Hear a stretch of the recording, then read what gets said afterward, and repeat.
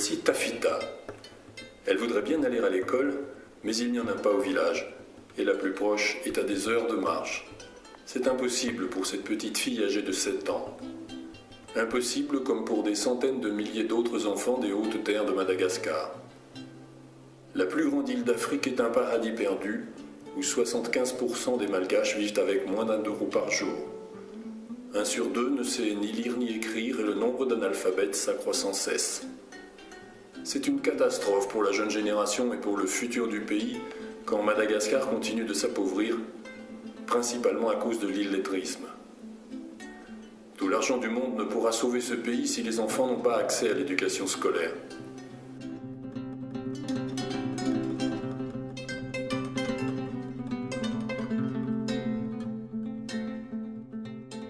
Comme la plupart des enfants, Tafita doit travailler, mais souvent la récolte sur de petits lopins de terre ne suffit pas de nourrir la famille.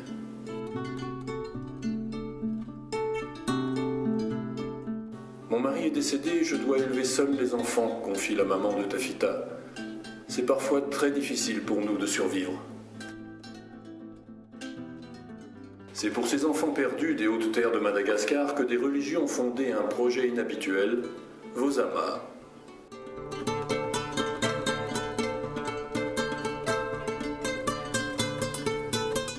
Ce nom signifie « sauver les enfants de Madagascar ».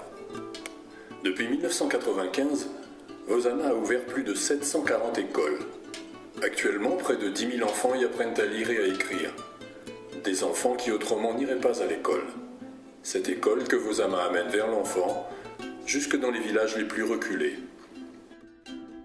L'action de Vosama se développe en collaboration avec les parents, car l'enfant va à l'école avec le soutien de toute une communauté villageoise où tout le monde est acteur. Le village de Tafita va bientôt avoir son école. Les parents préparent un local et fabriquent les bancs. Vosama forme les enseignants. Ce sera leur école à tous, ils en seront ensemble responsables. Et bientôt, Tafita ira pour la première fois en classe. Aujourd'hui, grâce à tout ce travail partagé au cœur des villages, grâce aux bailleurs de fonds en Europe, grâce à des dizaines de fidèles parrains Vosama, des milliers d'enfants vont à l'école. Écrire et compter, c'est ce que j'aime le plus, et quand je serai grande, je veux être institutrice, dit Tafita. Ce sera une étape cruciale dans sa vie de petite fille, car c'est par l'éducation que passe la réduction de la pauvreté et l'amorce d'un véritable développement durable. Pour Madagascar, le chemin est encore long et semé d'embûches.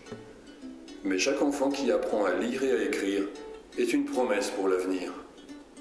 Et chaque arbre qu'il plante avec son papa et sa maman, chaque progrès dans la formation des parents, chaque amélioration de la santé au village, chaque nouvelle adduction d'eau, ce sont autant de pas franchis.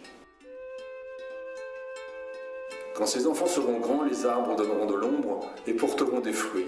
Et ces enfants vont changer le monde. Mais tout commence par un village qui construit lui-même son école.